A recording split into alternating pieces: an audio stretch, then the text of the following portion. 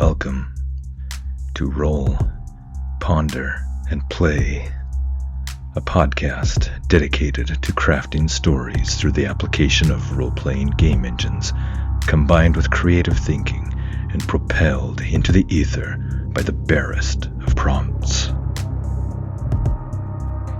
I'm Jared Hess, taking on all the roles of Game Master, Solo Player, Author, and Narrator.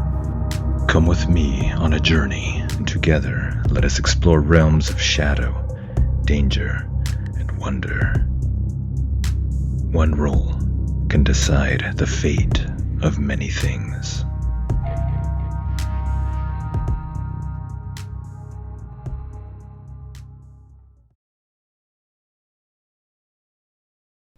Welcome to Episode 5 of the Queen of Shadows podcast on Roll, Ponder, and Play. I'm Jared Hess, your friendly neighborhood game master, solo player, author, and narrator. In our previous episode, Eilwen, Aron, and Drystan arrive safely at Rockriver. However, they find that the town has been attacked and half burned to the ground, its inhabitants dead or missing. They aid one of the wounded survivors, a man named Kyffin.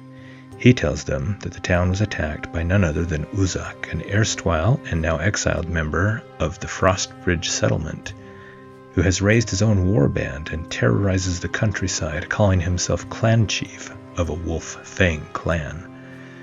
Kyffin doesn't know if Uzak has captured Mabon and his father Cadfael, but he tells Eilwen that if they want to get ahead of Uzak's raiding party, there is a shortcut through a nearby mine that takes them directly through one of the mountains and should position them on the far side. He warns them, however, that the mine is rumored to be haunted and have strange creatures. He gives them a map. They decide to go through the mines, seeking whatever advantage they can in their quest to quickly save their father Cadfael and the chief of Frostbridge, Mabon. They make preparations for the journey through the mine. As we begin this episode, Eilwen's stats are Edge 2, Heart 1, Iron 1, Shadow 3, Wits 2. Current assets: Archer, initial box; Cutthroat, initial box; Shadow Walk, initial box. Current statuses: Supply 4 out of 5, Spirit 5 out of 5, Health 5 out of 5, Momentum 4 out of 10. Current debilities: None. And now on to Episode 5 of Queen of Shadows. Drystan, Eilwen said the next morning, her bearskin coat wrapped about her, as she stamped her feet and shivered against the cold. The fire had gone out as the gray dawn yielded slowly to the light of the sun. A rime of white covered the wrecked remains of the homes at Rockriver. The wind penetrated the ruined longhouse like a sieve, but even a ruined shelter was better than no shelter. Listen, Aron and I need to move quickly. You'll need to stay with Kyffin and nurse him back to health. He won't survive his wound otherwise. If he has someone helping him, though, he should be all right in a few weeks, to where he can mend on his own. Or you could try to take him back to Frostbridge. I'll leave that up to you. We won't need your dogs going through the mines, but we thank you for their use and for your help. All right, does Drystan want to go with her? I think this is a 50-50 chance, and checking the oracle on rpgsolo.com, I get a 4, which is a no. I understand, Drystan replied. But are you sure, lass? I'd be leaving you short-handed. His red brows crinkled in concern. I'd love to have your help, but the only option I feel good about would be to take you and Kyffin both with us. But in his condition, he'd only slow us down. We need speed through those mines. Aron and I will continue in pursuit of Father and Mabon. You must stay with Kyffin. I'll see that he's cared for. Drystan nodded slowly, and he sounded relieved. If you do go back to Frostbridge, keep an eye on Belvin. That snake is up to something. I'll do what I can. He held out a huge hand, and she shook it, felt his rough calluses, and even in the frigid morning air the smell of dog hung about him. "Be careful, lass. It's a dangerous world out there." "I wouldn't be here if it wasn't," she said, shaking his thick hand firmly. Next, she said her farewells to Kyffin. "How are you holding up?" She tended his bandages one last time. "It's looking better," she said. He nodded and pulled the blankets around him again, wincing from the pain as she once more tied the knots and tossed the used bandages aside. "You've done me a good service by helping me, girl," Kyffin grunted. His face had regained more of its color. "I thank these forsaken lands for it, that ye came when ye did. If we meet again, I'll be looking to repay ye.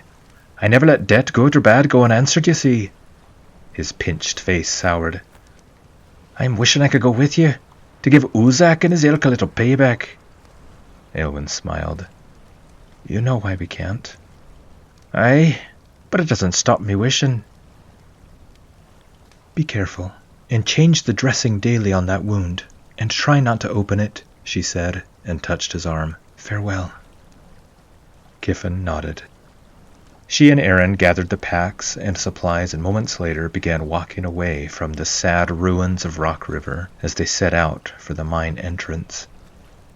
Kyffin had marked it on his map he had given her, and she had studied the way. They crossed over the river, and about a half hour later they followed a side trail that would lead down into a different valley to the west. In that valley, there they would find the mine entrance hard against the base of Mount Hingworth. The gray dawn turned into morning as they hiked. I'll say they lose one supply by leaving some supplies with Kyffin and Drystan. They haven't had a chance to resupply, so they're now down to 2 out of 5. That'll be dangerous going on a journey with low supply, but they'll risk losing the opportunity to get ahead of their quarry if they stop now to resupply. So we do another undertake a journey move. When you travel across hazardous or unfamiliar lands, first set the rank of your journey. So this is again a troublesome journey. That means each success fills in 3 boxes. And we have 10 boxes total that we're trying to fill out. Then for each segment of your journey, roll plus wits. If you are setting off from a community with which you share a bond, add +1 to your initial roll. We have no bond with Rockriver. So here we go. We are rolling a 3 on our action die. With our 2 supply, that gives us a 5. And we compare that against our 2 challenge dice of a 1 and a 2 for a strong hit. On a strong hit, you reach a waypoint. If the waypoint is unknown to you, envision it. Ask the oracle if unsure. Then choose 1. You make good use of your resources, mark progress. Or you move at speed, mark progress and take +1 momentum, but suffer -1 supply.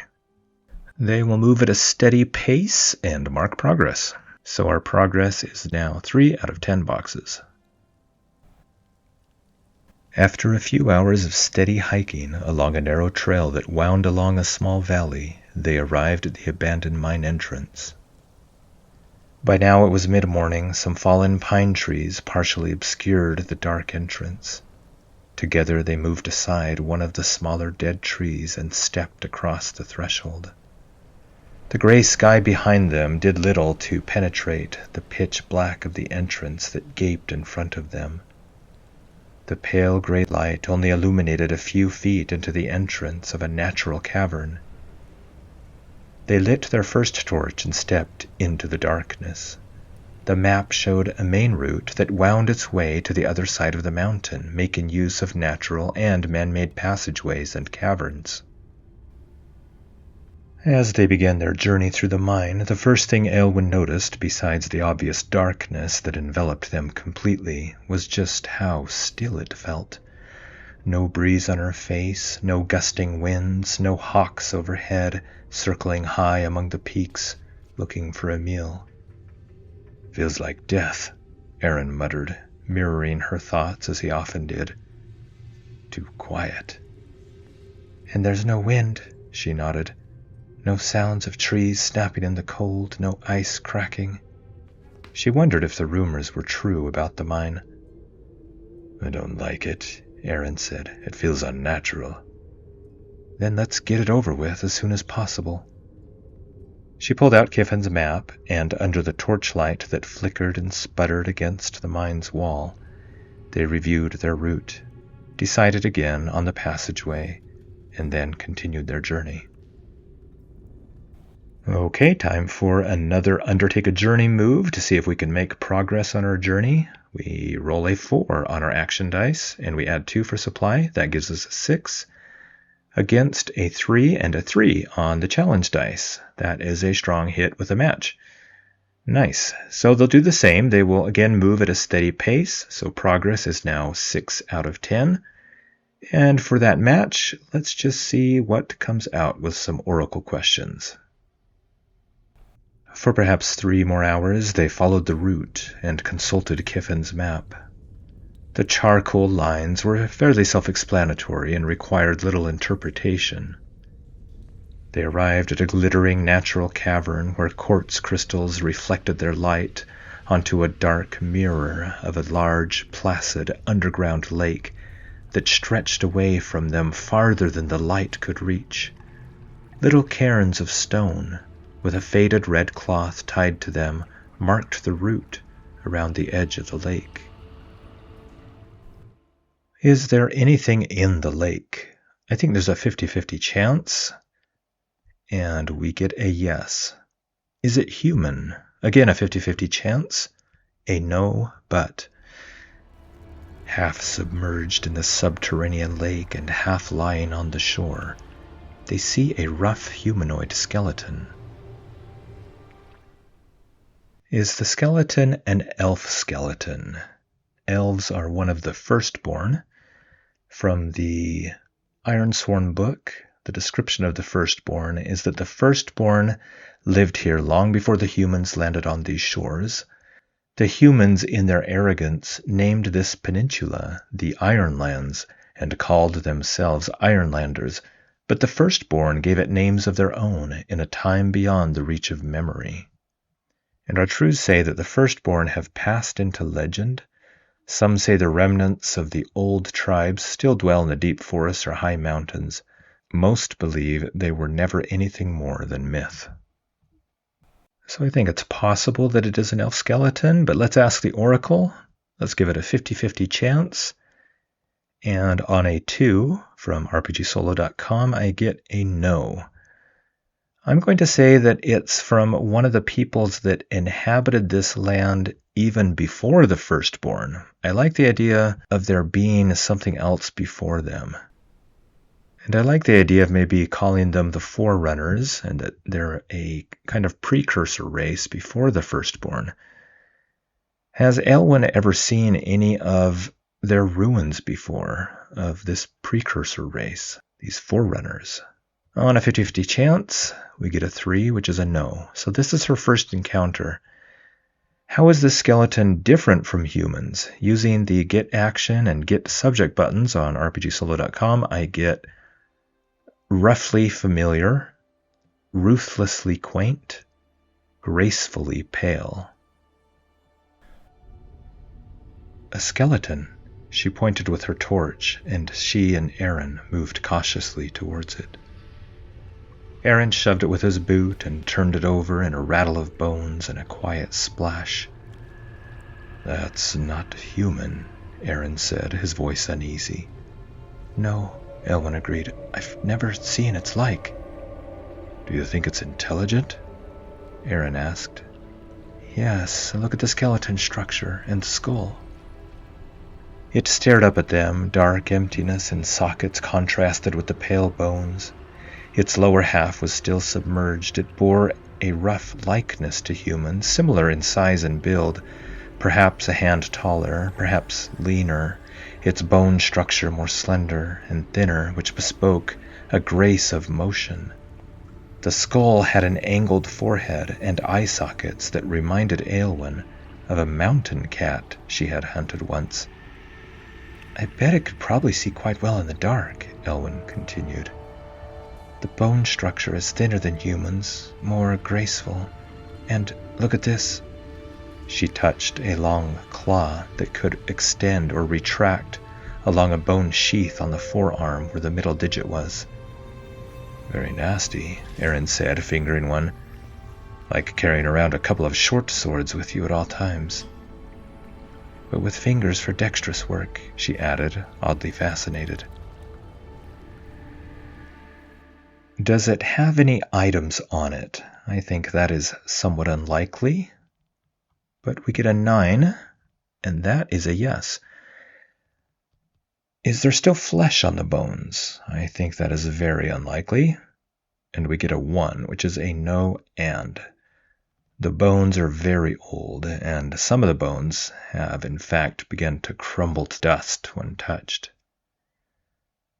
What items did the creature have? I'm going to use the MAG for this, the M-A-G. This is one of my favorite tools on RPGsolo.com. It stands for Mark's Adventure Glyphs. When you click on the MAG button, you are presented with 9 stylized images that help to spur your imagination in interesting new ways. 3 of the symbols that stand out to me there are a helm, a shield, and an eye. So perhaps it was a cracked helm and a shield made of iron with a horizontal eye symbol. Is it still serviceable? I think somewhat unlikely. And a 3 gives me a no. Aron caught the glint of reflection in the water, half buried in some silt. He pulled out a very cankered helm, ruined by a jagged hole where it had ruptured. Near the helm he saw a shield with holes that had rusted through it. By tilting the shield slightly and looking at it closely, he made out the device of an eye on the shield. Is there anything else of use? On a 50-50, I get a 4, which is a no. Aron grunted and tossed the ruined items back into the water. They splashed in an echo.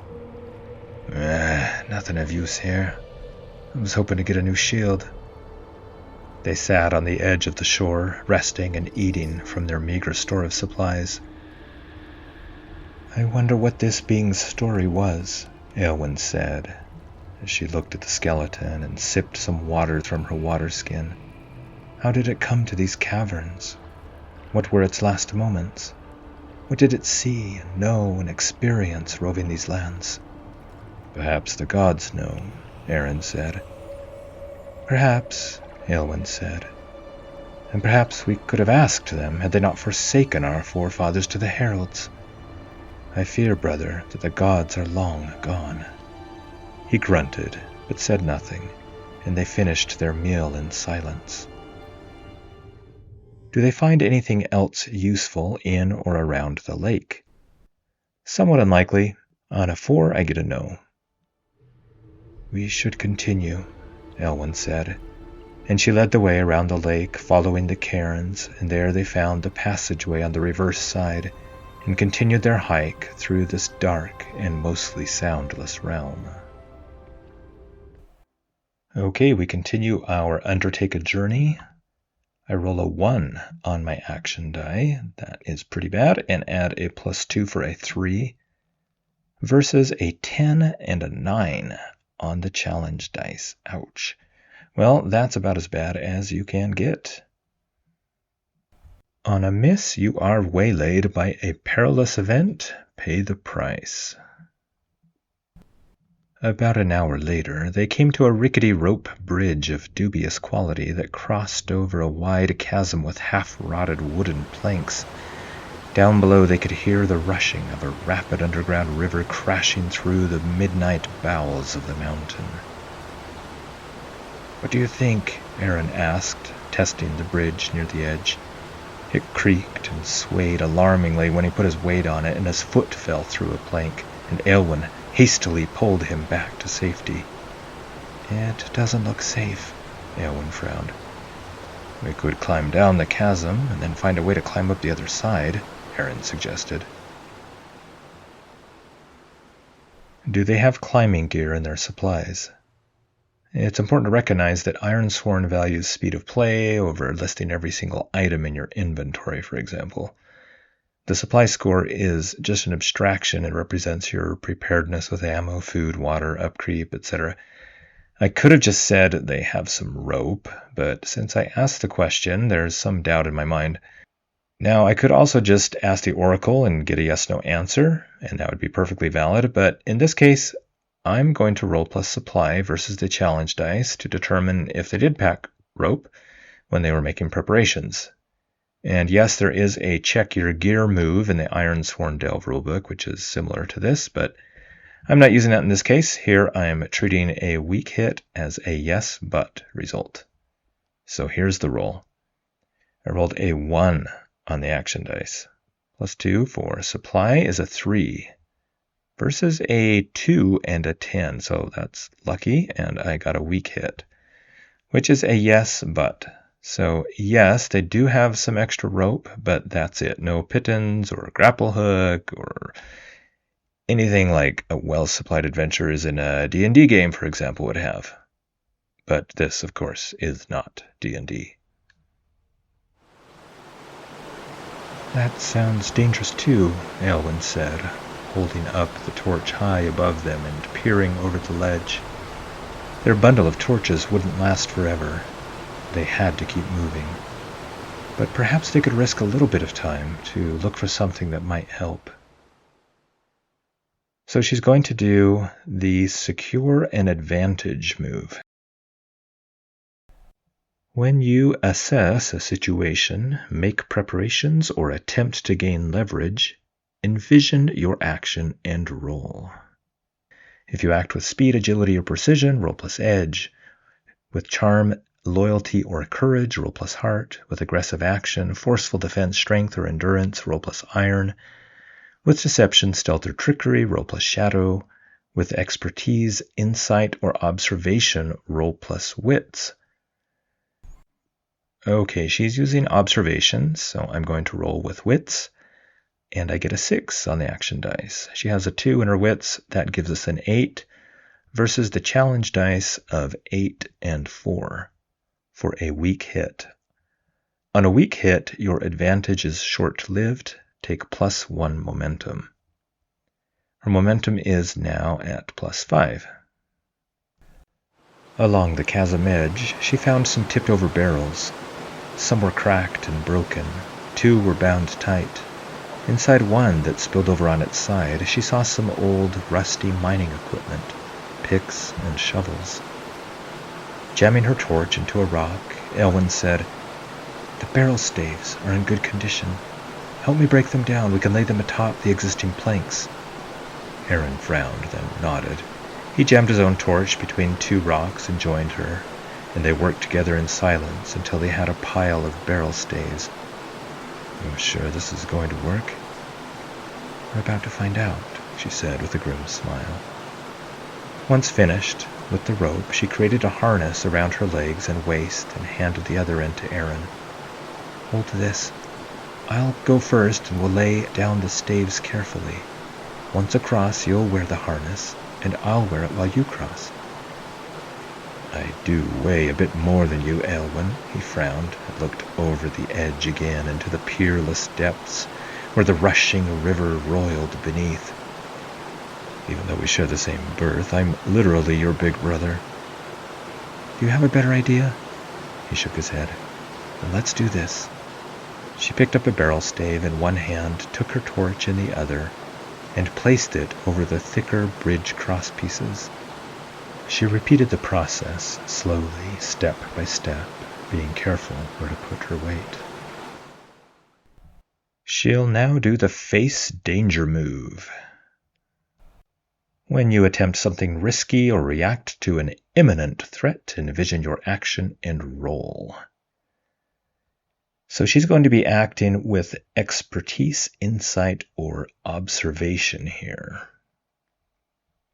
Let's see how she does. Okay, I rolled a 6 for the action dice, and she has a +2 for wits. That gives her a +8 versus the challenge dice of 7 and 5 for a strong hit. On a strong hit, you are successful. Take +1 momentum. She felt the cool wind from the chasm beneath her billow her clothes and hair, its current stirred by the rushing water far below, as if from a cold exhalation of some unseen subterranean ice creature. She moved slowly and carefully. She crossed the chasm. Then, once on the other side, she secured herself and held her end of the rope, while Aron tied his harness about himself and began making his way across. The bridge creaked and shifted under his weight and swung side to side, but it held, and he crossed safely to the other side. "I did not like that," he said with a grimace once he joined Eilwen. She coiled the rope and repacked it. "Hopefully once we have Mabon and Father, we can return home the long way," she said. They resumed their journey through the mine, hoping to make up for lost time. Okay, we're going to do another Undertake a Journey move. So we roll a 1 on the action dice and add 2 for supply for a 3. And we are comparing that with a 7 and a 1 on the challenge dice. Almost didn't make that one, but that is a weak hit. So they do make progress. And again, they're making 3 progress boxes per progress. So they are at 9 out of 10 now. But they do suffer -1 supply because of that weak hit. So supply is now down to 1 out of 5. I think at this point they will try to reach their destination. So on this move, reach your destination, when your journey comes to an end, roll the challenge dice and compare to your progress.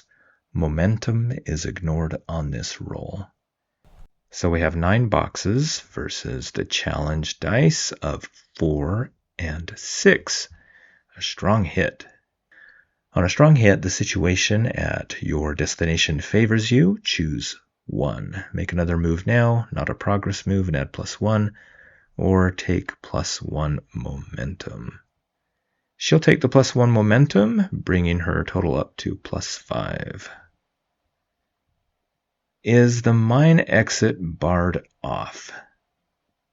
I think there's a 50-50 chance of that, and on a 2, the Oracle says no. It was dusk when they exited the mine and stepped out into a sheltered area with little wind. They had made good time through its dark passages despite the minor setback at the rope bridge. And if Eilwen's estimates were correct, they had about 2 days before the Wolf Fang warriors and their captives passed through this area. 2 days to come up with some plan, some way to save Father and Mabon, assuming they were still alive. Much could happen in the Ironlands in 2 days.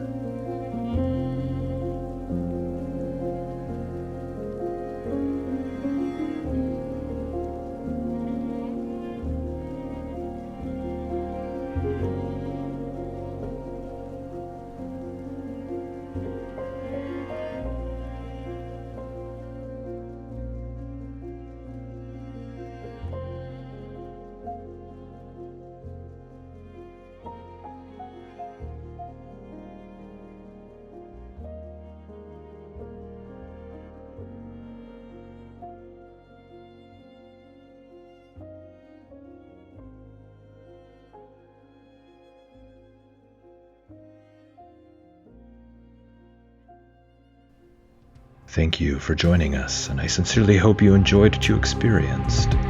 If you would like to support Roll, Ponder, and Play, you can do so by joining my Patreon at patreon.com/Roll, Ponder, and Play. There you can also find transcripts, show notes, and other projects I'm involved in. If you would like to reach out to me, you can find me on Patreon or on Discord at Roll, Ponder, and Play, or by email at rollponderandplay@gmail.com. Until we meet again, may your own dice rolls ever bring you success.